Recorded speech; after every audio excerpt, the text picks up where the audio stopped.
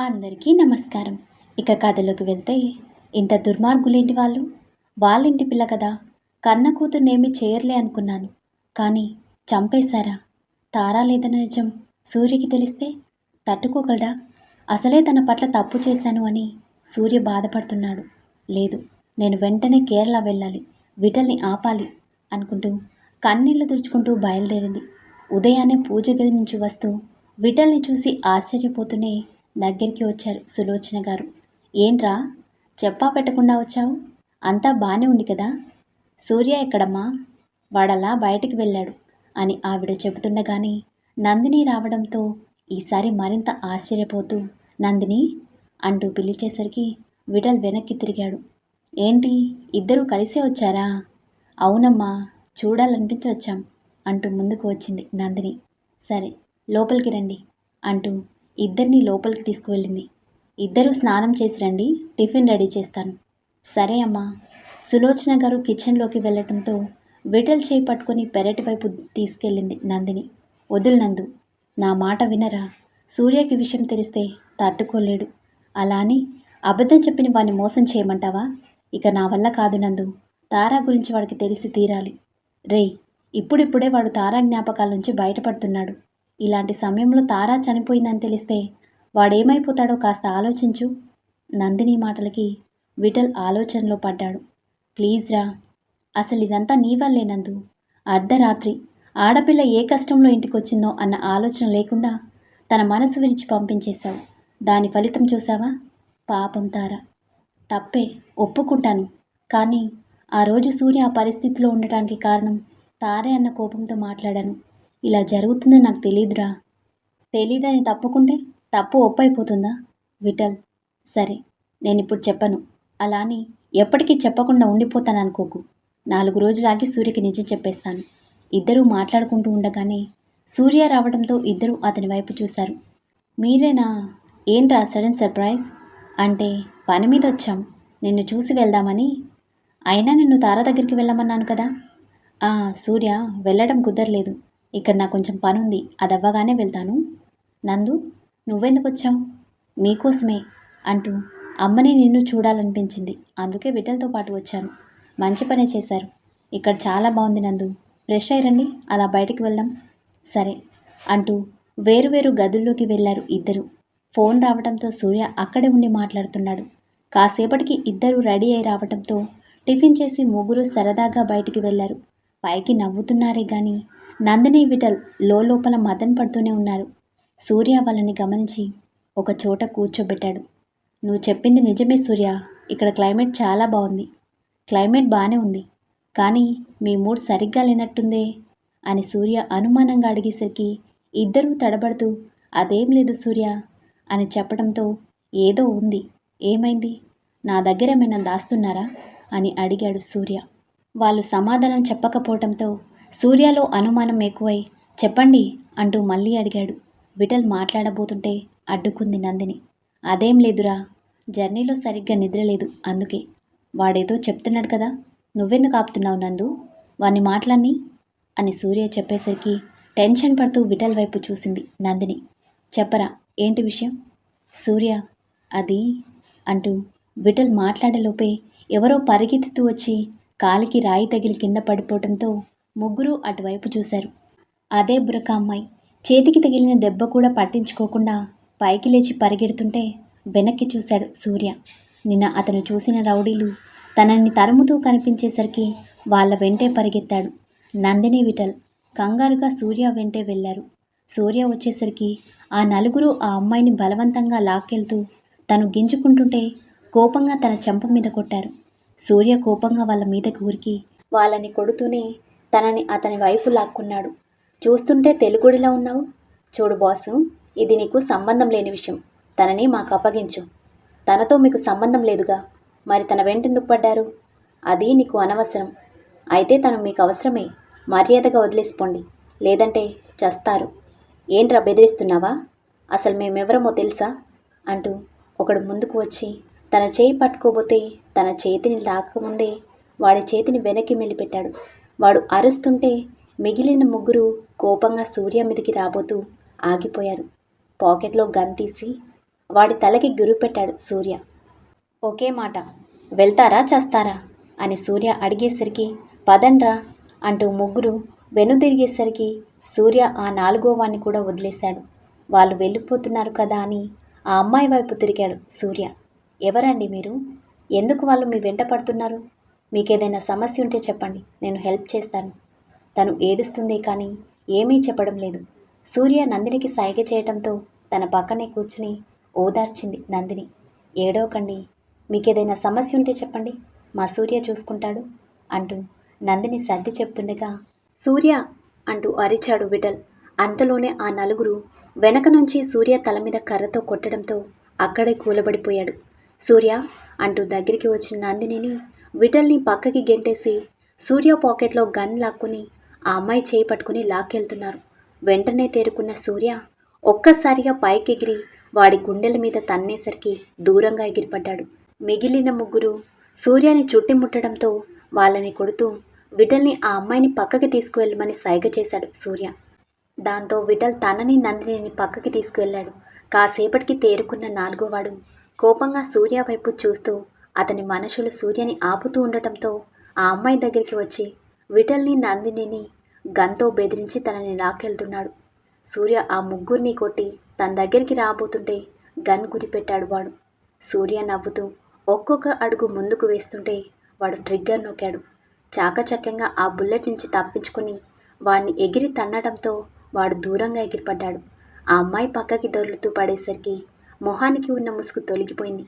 కింద పడిన గన్ తీసుకుని సూర్య కోపంగా వాడి దగ్గరికి వెళ్ళబోతూ తనని చూసి ఆగిపోయాడు.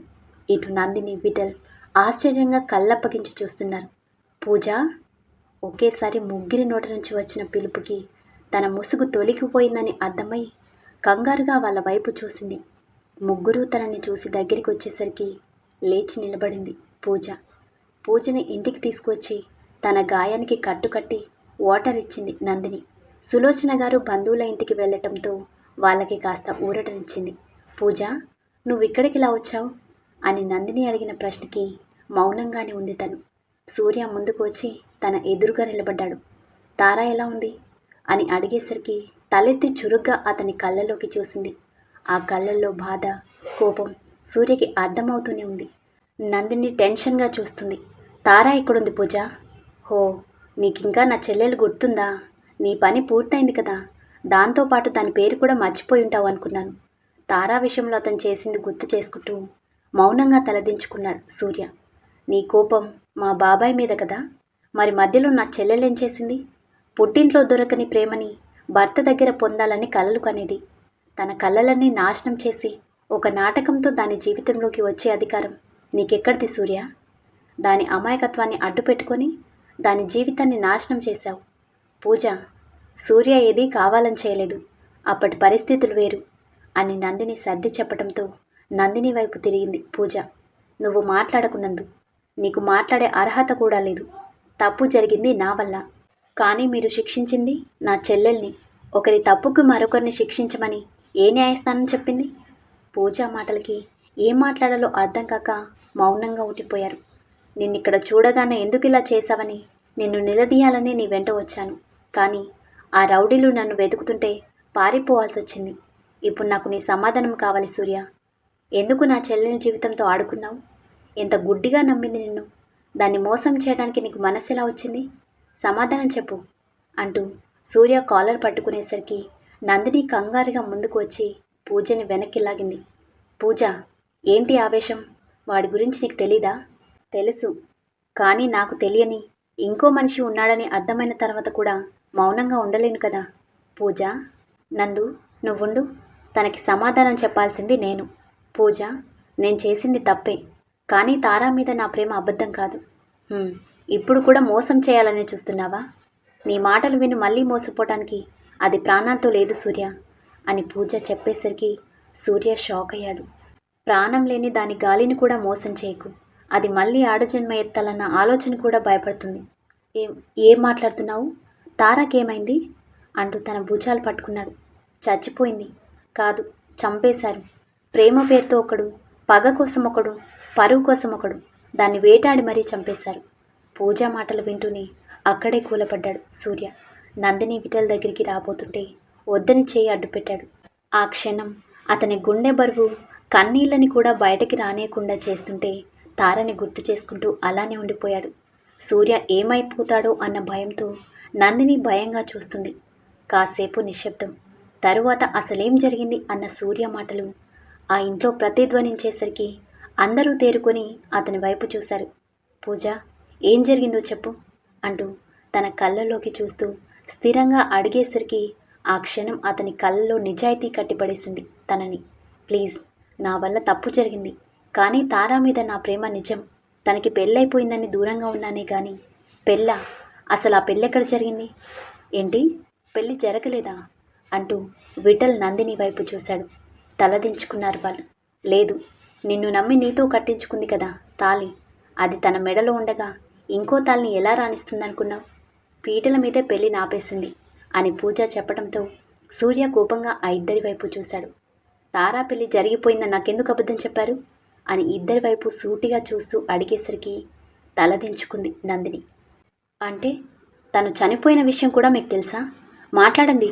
విఠల్ నందినిని చూస్తూనే అసలేం జరిగిందో నేను చెప్తాను సూర్య. నువ్వు చెప్పినట్టే నేను తారా వాళ్ళ ఊరికి వెళ్ళాను. ఆ రోజు రాత్రికే తన పెళ్లికి ఏర్పాట్లు చేశారు, కానీ ఆ పెళ్లి జరగలేదు. నువ్వు కట్టిన తాళిని బయటపెట్టి తారా పీటల మీదే పెళ్లి నాపేసింది. ఆ తర్వాత వీలైతే తనని సేవ్ చేద్దామని అక్కడే ఉన్నాను. తారాని ఇంట్లోకి తీసుకొచ్చి కొడుతున్నారు, కానీ అక్కడ నేను ఒక్కడిని ఏమీ చేయలేక మౌనంగా ఉండిపోయాను. ఆ తర్వాత అర్ధరాత్రి తనని అక్కడి నుంచి తప్పించడానికి ఏదైనా దారి దొరుకుతుందేమో అని వెనుక నుంచి లోపలికి వెళ్ళాను. అప్పుడే తారాని పూజని వెనుక వైపుగా తీసుకువచ్చాడు చాచా. పూజ సరిగ్గా నడవలేకపోతుంది. అలానే తనని బయటికి తీసుకొచ్చి వెనుకగా ఉన్న కారులో కూర్చోబెట్టాడు. విఠల్ దూరం నుంచే గమనిస్తున్నాడు వాళ్ళని. తారమ్మ, నా చెల్లికి ఫోన్ చేసి చెప్పాను. ఇతను మిమ్మల్ని క్షేమంగా అక్కడికి చేరుస్తాడు.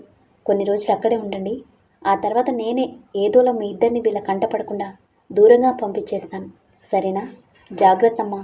ఇందులో మీ అమ్మ నగలు ఇంకా కొంత డబ్బు ఉంది, మీకు ఉపయోగపడతాయి, తీసుకువెళ్ళండి అంటూ ఒక బ్యాగ్ తారా చేతిలో పెట్టాడు.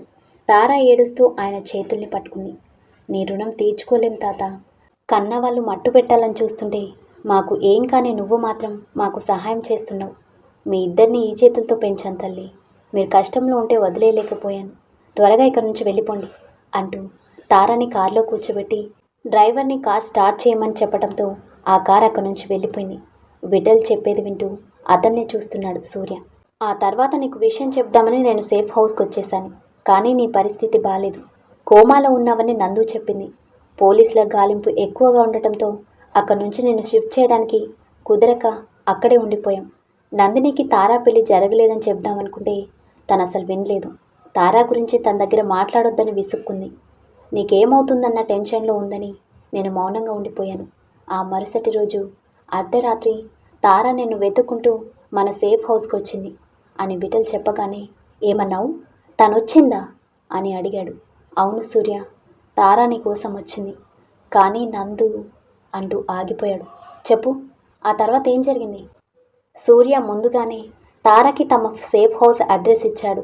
తనకేదైనా సమస్య ఉండి సూర్య అందుబాటులో లేకపోతే అక్కడికి వెళ్ళమని చెప్పడంతో తార అక్కడికి వచ్చింది. కానీ తారని చూసిన నందిని కోపంతో తనని ఇంటి బయటే ఆపేసింది. ఎందుకొచ్చావు? మిగిలిన ఆ సగం ప్రాణం కూడా తీసేద్దామనా? లేదు మేడం, సూర్యతో మాట్లాడాలి. ప్లీజ్ ఒక్కసారి తనని చూడనివ్వండి. ఏం చూస్తావు? నీ కత్తిపోటు పనిచేస్తుందో లేదో చూస్తావా? ముందు ఇక్కడి నుంచి వెళ్ళు. ప్లీజ్ మేడం, సూర్యని పిలవండి, నేను మాట్లాడి వెళ్ళిపోతాను. లేదు, ఇది సూర్యని కలిస్తే చాలా ప్రమాదం. ఇప్పటికే వాడి పరిస్థితి బాలేదు. తన వెంట వాళ్ళ బాబాయ్ని తీసుకొచ్చుంటే వాడు మరింత రిస్క్లో పడతాడు. మనసులోనే అనుకుంటూ వాడిక్కడ లేడు అని అబద్ధం చెప్పింది నందిని. లేడా? కానీ నాకేదైనా సమస్య అయితే ఇక్కడికి రమ్మని చెప్పాడు. కానీ వాడిక్కడ లేడని చెప్తున్నాను కదా. వాడి పరిస్థితి ఏం బాలేదు, అందుకే హాస్పిటల్కి షిఫ్ట్ చేస్తాం. ప్రాణానికి ఏం ప్రమాదం లేదు కదా మేడం? ఇప్పటి వరకు లేదు, కానీ తమరు వచ్చారు కదా, ఆ గ్యారంటీ ఇవ్వలేను. నా మీద మీరు కోపంగా ఉన్నారని అర్థమైంది మేడం, కానీ తప్పనిసరి పరిస్థితుల్లో అలా చేయాల్సి వచ్చింది. సూర్య అంటే నాకు ప్రాణం, అర్థం చేసుకోండి. కానీ వాడికి నీ మీద ఏ ఫీలింగ్ లేదు తారా. కేవలం పగ కోసమే నీతో ప్రేమ నాటకం ఆడాడు. ఆ పగ కోసమే ఇప్పటి వరకు అది నిజమని నమ్మించాడు. నిజానికి వాడికి నీ మీద ప్రేమ లేనే లేదు. తార నిశ్శబ్దంగా నిలబడిపోయింది. మా ప్లాన్ ప్రకారం ఆ సంజయ్ చచ్చాడు. ఇక నీతో ప్రేమ నాటకం బయటపడిపోతుంది కాబట్టి నీ ద్వారా మీ బాబాయ్ని చంపలేనని అర్థమై దానికి ముగింపు పలికాడు. It's over. సూర్యతో నీ రిలేషన్షిప్ ఇక్కడితో ముగిసిపోయింది. ఇంకా వాడి గురించి ఆలోచించకు. తర్వాత నువ్వే బాధపడాల్సి వస్తుంది. ఇదే మాట సూర్యని చెప్పమనండి. ఇదంతా నాటకమని. అప్పుడు నేను నమ్ముతాను. హో, నీకు ప్రూఫ్ కావాలి అంతే కదా అంటూ మొబైల్లో వాయిస్ కాల్ ఆన్ చేసి తార ముందు పెట్టింది. సూర్య, నీ కాన్సన్ట్రేషన్ మిస్ అవుతున్నట్టుంది. ఏంటి, తారని ఇష్టపడుతున్నావా? అదెప్పటికీ జరగదు. కేవలం మన పని కోసమే తన మీద ప్రేమ నటిస్తున్నాను. ఆ పని పూర్తవ్వగానే మా రిలేషన్షిప్ కూడా ముగిసిపోతుంది. అది వింటూనే ఏడుస్తూ కూలబడిపోయింది తను. విన్నావుగా, ఇక వెళ్ళు అంటూ లోపలికి వెళ్ళిపోయింది నందిని. నిజానికి తారని ఇష్టపడకముందు సూర్య మాట్లాడిన మాటలు అవి. నందిని ఆ ఫోన్ కాల్ వినిపించేసరికి అదే నిజం అనుకుని మౌనంగా అక్కడి నుంచి వెళ్ళిపోయింది తార. విఠల్ చెప్పేది వింటూ కోపంగా నందిని వైపు చూశాడు. తల దించుకుంది తను. ఒక పక్క తను ప్రాణాలతో లేదు అనే బాధ కృంగదీస్తుంటే, మరో పక్క అతని ప్రాణ స్నేహితురాలే తన ప్రేమని దూరం చేసింది అనే బాధ గుండెని మెలిపెడుతుంటే పిడికిలి బిగించి కోపంగా పక్కనే ఉన్న గ్లాస్ డోర్ని పగలగొట్టాడు. ఇక కట్ చేస్తే, ఏంటి బట్టలు సర్దుతున్నావు? ఎక్కడికి ప్రయాణం? డ్యూటీ నుంచి వస్తూ బ్యాగ్ సర్దుతున్న మైత్రిని చూసి అడుగుతూ అక్కడే సోఫాలో కూర్చున్నాడు భరద్వాజ్. ఆయన భార్య వచ్చి వాటర్ ఇచ్చేసరికి తాగుతున్నారు. ఫ్రెండ్ పెళ్ళుంది డాడీ, కేరళకి వెళ్తున్నా అనగానే పొలమారింది భరద్వాజ్కి. అయ్యో, నెమ్మదిగా తాగండి డాడ్, ఎందుకంత కంగారు? ఎక్కడికి వెళ్తున్నానన్నావు? కేరళ డాడ్, మీరు వస్తారా? ఆయనకి తీరికెక్కడదమ్మా అంటూ ఆయన చేతిలో గ్లాస్ తీసుకొని వెళ్ళిపోయింది ఆవిడ. సూర్య కూడా కేరళలోనే ఉన్నాడన్నాడు. అంటే వీళ్ళిద్దరూ నాకు తెలియకుండా ఏమైనా చేస్తున్నారా? తెలుసుకోవాలి అనుకుంటూ ఫోన్ తీసి సూర్య వేరబౌట్స్ నాకు తెలియాలి అంటూ ఎవరికో మెసేజ్ చేశాడు. మైత్రి వైపు చూసేసరికి సంతోషంగా ప్రయాణానికి సిద్ధమవుతూ కనిపించింది. ఆలోచిస్తూనే లోపలికి వెళ్ళిపోయారు ఆయన.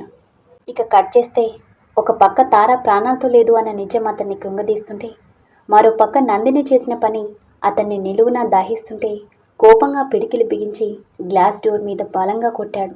దెబ్బకి అది బ్రేక్ అయి సూర్య చేతికి గాయం అవ్వటంతో నందిని కంగారుగా దగ్గరికి రాబోతుంటే చేయి అడ్డు పెట్టాడు సూర్య. సూర్య, సారీరా, నీ పరిస్థితికి తనే కారణమని ఆ రోజు నేనున్న కోపంలో తనతో అలా మాట్లాడాను. కానీ వాళ్ళు తనని చంపేస్తారని నేను ఊహించలేదురా. చంపేసింది వాళ్ళు మాత్రమే కాదు, నేను కూడా. ప్రేమ అంటూ తన జీవితంలోకి వెళ్ళటమే నేను చేసిన తప్పు. నువ్వు నాకు మంచి చేస్తున్నావు అనుకుని జీవితకాలం బాధని అనుభవించేలా చేశావు నందు. సూర్య, వద్దు, ఏం మాట్లాడొద్దు. నేను ఏమీ అనలేను.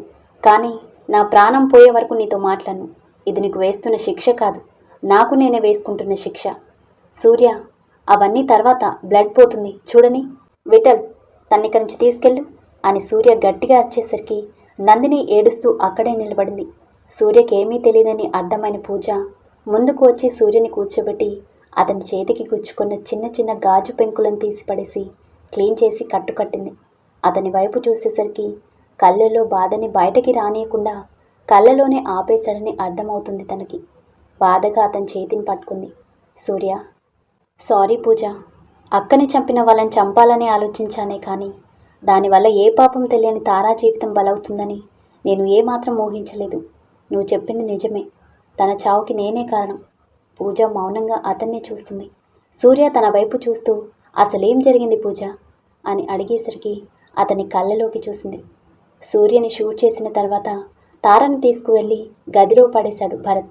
ఆ తర్వాత తన పెళ్లికి ఏర్పాట్లు చేయాలని భరత్ సుధాకర్ పనుల్లో మునిగిపోవడంతో చాచాని బ్రతిమలాడి పూజని ఉంచిన గదికి వచ్చింది.